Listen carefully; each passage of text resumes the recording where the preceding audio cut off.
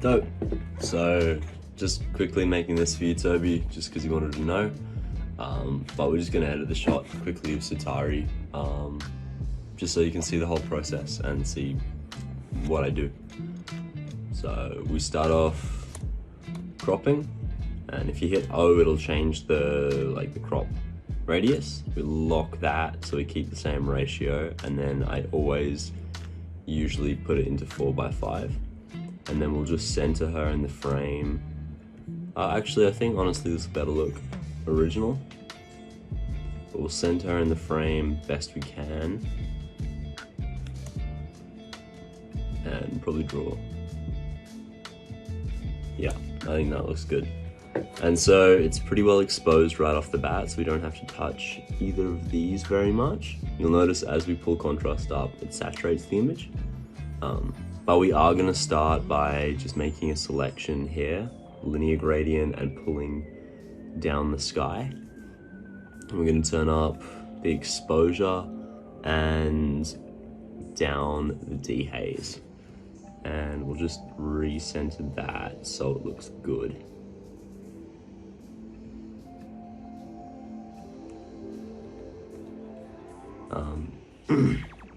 And similar to that, we're gonna take another linear gradient up here and just take down that contrast slightly. That exposure, and turn up that contrast, and we'll make that a little more extreme. And that way, in basically every image, we already create like this dynamic sort of path through the image. You know, here's the before and after, which is already giving it a bit of depth, dark at the bottom and light at the top. Although I'm not too happy with that top one yet, so we'll have a fiddle around with that in a sec. Looking at the white balance, I think it's pretty dead on. Yeah, pretty dead on. So we won't touch that, but we will take down the texture slightly and up the clarity. And then we get into the tone curve. I'm not going to touch vibrance or saturation just yet, just because I don't think it really needs it. But we're going to get into the tone curve. And so holding Option, you can click to make a few points. And I usually start off with this basic S. And I really don't like blacks in my imagery, so I usually do everything I can. Well, I'll take this tone curve and I'll lift it slightly. You see as I'm doing that, it's affecting the darkest parts of the image. And so you'll notice now that up in this histogram, as we pull that up, these darker parts of the image here start rising with however much we pull it up. Obviously too much doesn't look very good, but we're gonna bring it up just a little bit. And then holding Option to kind of lock in the points, we'll take this shadows and we'll drop it down slightly. And we'll take these midtones and boost it up. Same with the highlights. And you see that one there really gave the image just a bit of pop and depth to it. And then these highlights, as I was saying to you earlier, I really like to mute these. So you'll notice in most of my images, they won't actually be pure white. It'll always be muted slightly. So that's what we're doing here. And the same way you can see, these are the most exposed bits of the image here. As we pull this down, you'll notice in the histogram up top that the exposure of those come down. So we're affecting the exposure. And I'll grab this highlights point and probably just boost it slightly. And take those midtones and pop that. And then bring those shadows down. And we're really just fiddling around until we get something that we're really happy with. But you can see, if I turn this off and on, it's added just a little bit of depth to the image. And as we do that, you'll notice the image saturates slightly, which I don't really want. So I'm going to take this vibrance, and vibrance and saturation are usually pretty interchangeable. Saturation's more global, so you'll notice like the entire image gets more saturated, whereas vibrance affects just the muted tones. So I think I'll take the vibrance down, and I usually take one down and another up. And I do this both ways just to see which looks the best. And honestly, it looks better with the vibrance down and the saturation up. Yeah. We're gonna go up just because I think the image is a bit too orange, and we're gonna take this white balance down just a notch. So we're adding more blue to the image. And I think I might do that 1 or 2 more times just until I'm really happy with it. I haven't actually edited this image before recording all this, so I'm sort of playing by ear and just, you know, seeing how we go. But that looks good. It still looks a bit flat though. So we're gonna jump down in the tools to the HSL. And so mostly all this image is orange and yellows. You might have a few reds in there, but not very much. You'll see the reds are actually mostly in her skin, so we can pull this luminance up just to brighten her up a little bit. And at the same time, yeah, raise that just a little, just to give the image like a bit of glow to it. Take that saturation down a peg, and I think we won't touch the hue. Yeah, it looks too yellow this direction and too pink this way, so we'll reset that, and that's looking a bit better. Then we'll jump over to the yellows, and we'll again just have the same play around.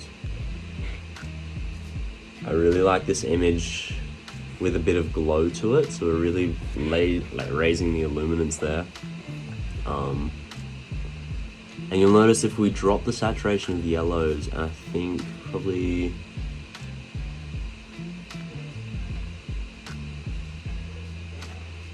yeah, okay, so if we raise the saturation of the yellows and drop the saturation of the oranges, we're kind of more stylizing that picture.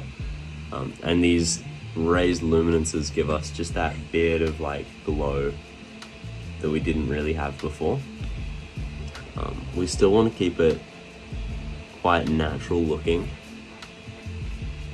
but I'll take this split toning here, and I really want gold up in these highlights, so I will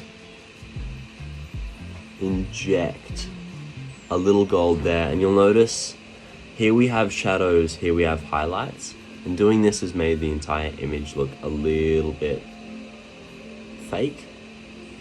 So we'll go down and we'll take this balance here, and this is pumping, you'll see if we bring it all the way over to 100, you'll see this highlight split toning affects all the range. We don't want that, we want to pull that work much more into the highlights, and this will allow us, if we go here, to really pump up that saturation and still keep a somewhat natural looking image. I find balance is also usually quite good, so we'll go down into the shadows and we'll bring this hue to blue, and we'll just slightly, just by like 1 or 2, just to give the image a little bit of balance. And then we'll play around, I think, let's see.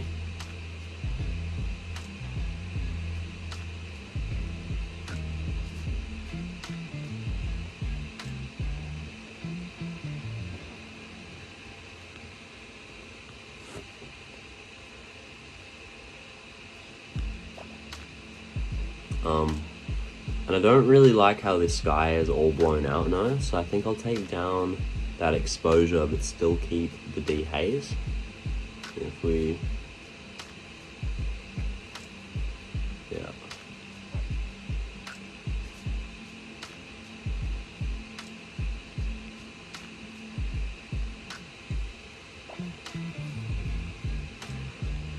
And then another thing I really like to do is take a radial filter, and whatever's my subject is usually in the middle of the image.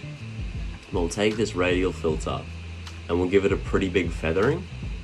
And if we invert that there, pressing O to see like what we're selecting, I really want to kind of pull this out, and because I really want the focus on Satari in the middle of the image, I'll just take this exposure down just ever so slightly.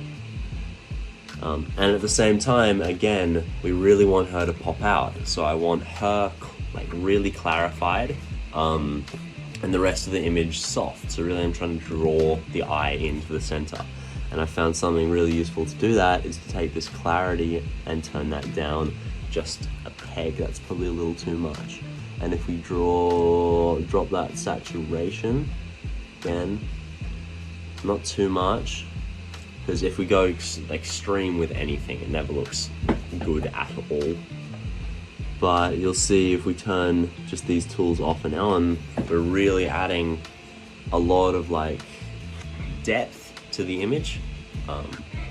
Another thing we can do is, again, to sort of bring more focus on Satari, is take another here, and Lightroom does a really good job of selecting the subject of the image. This came up in the new update. So that'll think for a second, and you'll see it's done almost a bang-on job of selecting just her. So we'll take this and we'll turn her clarity up just slightly, just by 1 or 2, and then we'll do the same thing again. We'll select the subject, we'll give it a second to think, but now we've got that, we'll